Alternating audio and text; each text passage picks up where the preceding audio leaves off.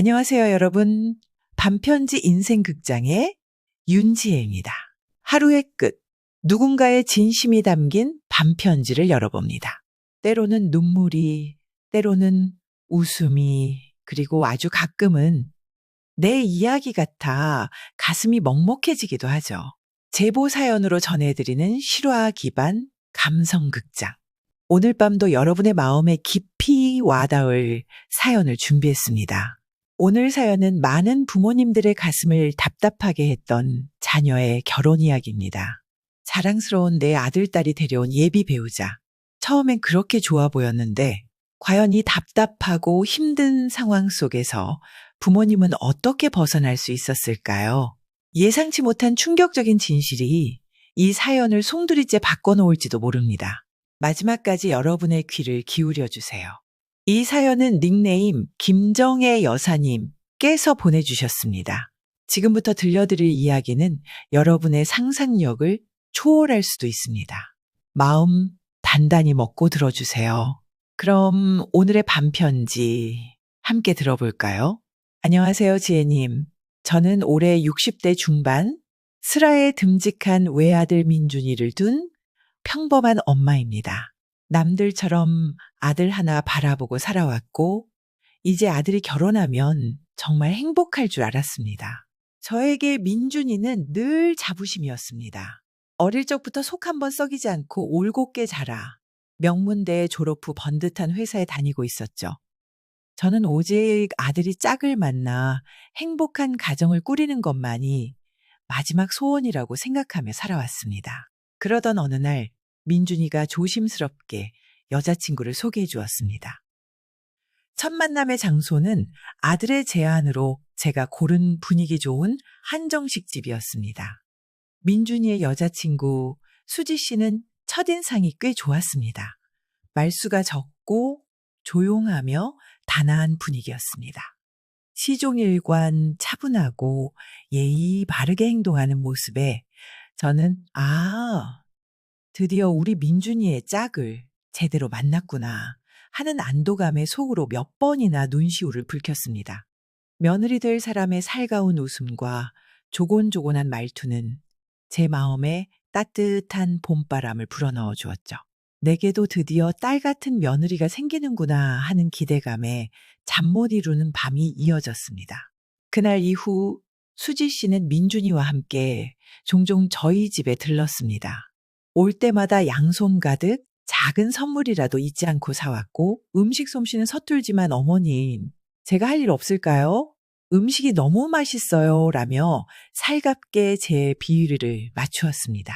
저는 그 모습에 완전히 흡족해하며 주변 친구들에게 우리 아들이 복덩이를 데려왔다니까 라며 자랑하기에 바빴습니다. 평생을 혼자서 살림하고 아들을 키워온 저에게 수지 씨는 꿈에 그리던 딸 같은 며느리 그 자체였습니다. 하지만 행복한 꿈은 오래가지 못했습니다. 시간이 흐를수록 저는 수지 씨에게서 미묘한 쎄함을 느끼기 시작했습니다. 처음에는 너무 차분하고 단아하다 생각했던 모습이 어딘가 냉정하고 계산적인 느낌으로 다가왔죠. 민준이에게는 과할 정도로 애교를 부리며 살가운 모습을 보이지만 제 앞에서는 마치 가면을 쓴 듯 웃음기 없이 딱딱한 표정으로 변하는 것을 몇 번 목격했습니다.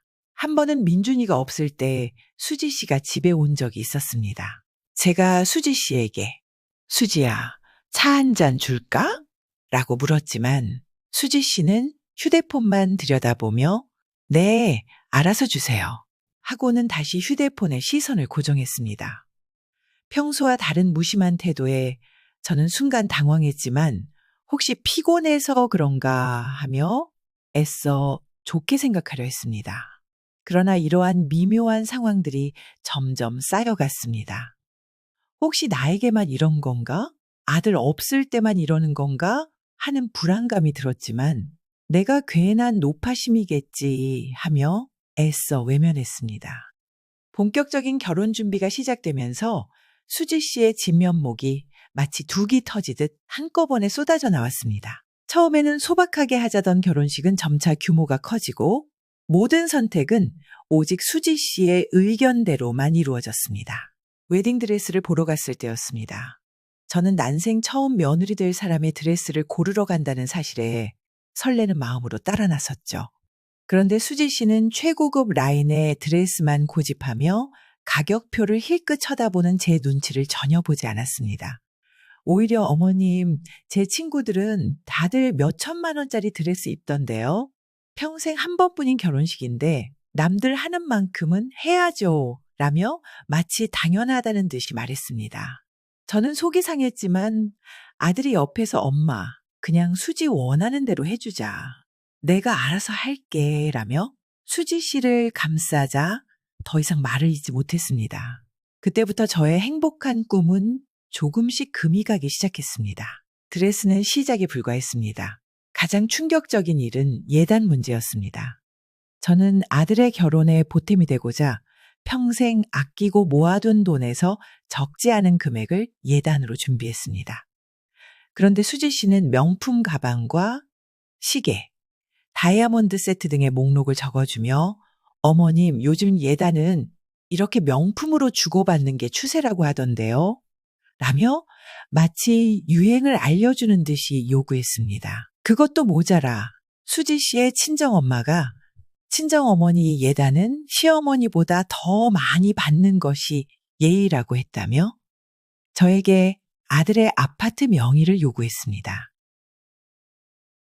저는 그때 머리를 망치로 얻어맞은 듯 했습니다. 얘가 정말 우리 아들을 사랑해서 결혼하는 건가? 아니면 그저 돈과 물질만을 보고 결혼하려는 건가? 하는 의심이 걷잡을 수 없이 커졌습니다. 평생을 성실하게 살아온 아들이 이런 비상식적인 요구에 휘둘리는 것이 견딜 수 없었습니다. 저는 겨우 정신을 차리고 민준이에게 이 사실을 이야기했지만 민준이는 여전히 수지 씨를 감싸기만 했습니다. 엄마, 수지가 요즘 결혼 트렌드를 잘 몰라서 그래. 내가 잘 말해볼게. 민준이는 그 모든 무리한 요구를 요즘 트렌드라는 말로 덮으려 했고 오히려 저에게 핀잔까지 주었습니다. 저는 아들까지 변한 것 같아 더욱 속이 상했고 매일 밤 잠 못 이루며 눈물만 흘렸습니다. 이 결혼 정말 괜찮은 걸까 하는 불안감이 저를 짓눌렀습니다. 저의 불안감은 상견례 날 결국 현실이 되어 터져나왔습니다. 고급 한정식집에서 마주 앉은 수지 씨의 부모님은 예상과는 달리 너무나 무례한 태도를 보였습니다. 시종일관 오만한 표정으로 앉아 있었고 대화에는 전혀 참여하지 않으려 했습니다. 식사가 나오자마자 수지 씨의 어머니는 음식을 한번 맛보더니 노골적으로 인상을 찌푸리며 여기 음식은 왜 이렇게 싱겁고 맛이 없어요? 우리 딸이 입맛이 까다로운데 이런 음식은 잘 안 먹거든요. 라며 큰 소리로 불평했습니다. 저와 제 남편은 당황하여 어쩔 줄 몰랐습니다. 자리에 앉아있던 민준이와 제 남편은 물론 수지 씨마저도 차가운 표정으로 아무 말도 하지 않았습니다. 저는 순간 너무나 모욕감을 느껴 당장이라도 소리치고 싶었지만 아들 결혼에 내가 찬물을 끼얹을 수는 없다는 생각에 간신히 참고 있었습니다. 하지만 수지 씨의 어머니는 멈추지 않았습니다. 이내에 저와 제 남편을 빤히 쳐다보며 비웃듯 말했습니다. 어머님, 우리 딸은 귀하게 자라서 남의 집 귀한 아들 뒷바라지나 할 아이가 아니에요. 집도 더 큰 평수로 해오셔야 하고 생활비도 한 달에 1,000만 원은 주셔야 우리 딸이 힘들지 않죠.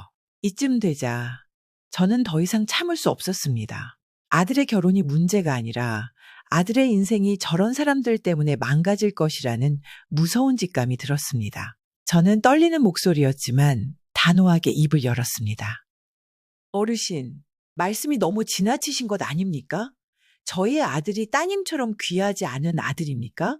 예단이며 예물이며 온갖 요구를 다 들어드리려고 했는데 저희 아들을 이렇게 ATM 취급하시는군요. 저는 평생 살면서 이런 식으로 말해본 적이 없었습니다. 민준이는 당황해서 제 팔을 잡아 끌었지만 저는 멈추지 않았습니다. 수지 씨의 어머니는 저의 예상치 못한 반격에 얼굴을 붉히며 더 큰 소리로 맞섰습니다. 뭐라고요? 고작 그깟 돈 몇 푼 때문에 우리 딸을 이렇게 홀대하고 이 결혼을 없던 일로 만들겠다는 거예요? 감히 우리 딸의 가치를 폄하하는 거예요? 이 결혼 당장 못 시키겠네요. 상견례 자리는 한순간에 아수라장이 되고 말았습니다. 수지 씨는 그런 엄마를 당연하다는 듯이 쳐다보며 아무런 제지나 반응도 보이지 않았습니다. 민준이와 제 남편은 그저 상황을 지켜볼 수밖에 없었습니다. 상견례는 결국 그렇게 파토났습니다. 집으로 돌아온 저는 침대에 누워 밤새도록 울었습니다. 아들이 결혼을 못하게 된 것도 슬펐지만 평생 자랑으로 알았던 아들이 저런 여자에게 휘둘려 진실을 보지 못했다는 사실이 더 견디기 힘들었습니다. 내가 정말 잘못된 선택을 한 걸까? 후회와 자책감에 시달렸습니다. 다음 날 아침 저는 울다가 지쳐 겨우 잠이 들었는데 현관문이 열리는 소리에 눈을 떴습니다. 민준이가 저를 찾아왔습니다. 민준이의 얼굴은 수척해져 있었고 두 눈은 퉁퉁 부어 있었습니다. 엄마, 수지랑 헤어졌어. 민준이의 말에 저는 놀랐습니다. 왜? 네가 헤어지자고 했니? 민준이는 고개를 떨구며 어렵게 입을 열었습니다. 어젯밤에 수지가 나한테 온갖 욕설을 퍼붓고 자기는 돈 보고 결혼하는 거였다고 소리쳤어. 내가 옆에서 듣기만 하니까 엄마한테도 못된 말만 골라서 하더라. 엄마가 상견례에서 그렇게까지 말한 건 나한테 진실을 보여주려 했던 거였구나. 내가 어리석었어. 엄마가 그렇게 말했는데도 내가 수지 말만 믿고 엄마 말이 다 맞았어. 엄마, 미안해. 민준이는 어린아이처럼 울면서 저에게 빌었습니다. 저는 눈물을 흘리는 아들을 꽉 안아주었습니다. 괜찮다, 민준아. 지금이라도 알게 된 게 얼마나 다행이니. 엄마는 네가 행복하길 바랄 뿐이야. 저는 민준이에게 이 사건이 오히려 전화위복이 될 것이라고 설명했습니다. 그리고 앞으로는 결혼 상대를 고를 때 사람 됨됨이를 가장 중요하게 보라고 화려한 겉모습에 속지 말라고 조언했습니다. 민준이는 저의 위로와 조언에 고개를 끄덕이며 비로소 마음의 안정을 찾았습니다. 물론 수지와의 이별로 한동안 힘든 시간을 보내기도 했지만 저의 따뜻한 위로와 격려 덕분에 민준이가 다시 일어섰고 그제야 제 가슴은 속이 뻥 뚫리는 듯 시원해졌습니다. 그리고 몇 달 후 민준이는 조심스럽게 저에게 새로운 사람을 소개해 주었습니다. 회사 동료였던 아름 씨였습니다. 아름 씨는 수지 씨와는 정반대였습니다. 화려하진 않지만 속 깊고 따뜻한 마음을 가진 사람이었습니다. 말수는 적어도 진심이 느껴지는 사람이었습니다. 처음에는 혹시나 하는 마음에 조심스러웠던 저도 아름 씨의 진솔한 모습에 점점 마음을 열게 되었습니다. 아름 씨는 제가 걱정할까봐 먼저 어머님, 저는 형편이 넉넉지 않아서 많이 해드릴 수는 없지만 민준 씨랑 어머님께 잘 해드리고 싶어요 라고 솔직하게 말하기도 했습니다. 그 말에 저는 오히려 안도감을 느꼈습니다. 이후 저희 가족은 정말 행복한 시간을 보냈습니다. 조용하고 소박하게 올린 결혼식은 그 어느 때보다 따뜻했습니다. 상견례는 이전과는 너무나 다르게 웃음꽃이 피었고 아름 씨의 부모님은 민준이를 진심으로 아껴주셨습니다. 겉으로 보이는 조건이나 배경이 아니라 사람의 진심과 됨됨이가 얼마나 중요한지 다시 한번 깨닫는 순간이었습니다. 며느리인 아름 씨는 제게 딸처럼 살갑게 다가왔고 저는 민준이 부부가 서로를 배려하며 단란하게 꾸려가는 모습을 보며 세상 어떤 부자도 누리지 못할 행복을 맛보았습니다. 매일 저녁 아들과 며느리가 함께 웃음꽃을 피우며 식사를 준비하는 모습을 보노라면 제 마음속 응어리들이 녹아내리는 듯 했습니다. 이처럼 지금 민준이 부부는 누구보다 행복하게 잘 살고 있습니다. 저는 예전에 수지 씨 때문에 마음고생했던 것을 생각하면 아직도 아찔하지만 그때 용기를 내서 아들에게 진실을 말하고 단호한 결단을 내린 것이 정말 천만다행이었다고 생각합니다. 인생의 중요한 순간 우리는 종종 현실에 안주하거나 두려움 때문에 잘못된 선택을 하기도 합니다. 하지만 진실을 외면하지 않고 용기를 내어 맞설 때 비로소 진정한 행복의 문이 열린다는 것을 저는 이번 일을 통해 깨달았습니다. 부디 이 사연이 다른 분들에게도 작은 용기가 되었으면 합니다. 김정혜 여사님의 깊은 사연, 정말 마음 깊이 와닿았습니다. 아들의 행복을 위해 겪었던 그 고통과 그럼에도 용기를 내셨던 어머니의 마음에 큰 감동을 받았습니다. 겉모습보다는 사람의 됨됨이, 그리고 진실을 마주하는 용기가 얼마나 중요한지 우리에게 큰 울림을 주네요. 여사님의 사연처럼 때로는 용기를 내어 진실을 마주할 때 진정한 행복의 문이 열린다는 것을 다시 한번 생각하게 됩니다. 오늘 밤도 반편지 인생극장과 함께 해주셔서 감사합니다. 이 반편지가 여러분의 마음에 작은 위로와 희망이 되었다면 저희 채널의 성장과 더 많은 사연을 위해 구독과 좋아요로 힘을 실어주세요. 그리고 여러분의 진솔한 이야기도 반편지 인생극장으로 들려주고 싶다면 아래 설명란에 이메일로 사연을 보내주세요. 모든 사연을 소중히 기다리겠습니다. 저 윤지혜는 다음 주에도 더 깊은 공감과 따뜻한 위로를 전해드릴 반편지로 찾아뵙겠습니다. 감사합니다.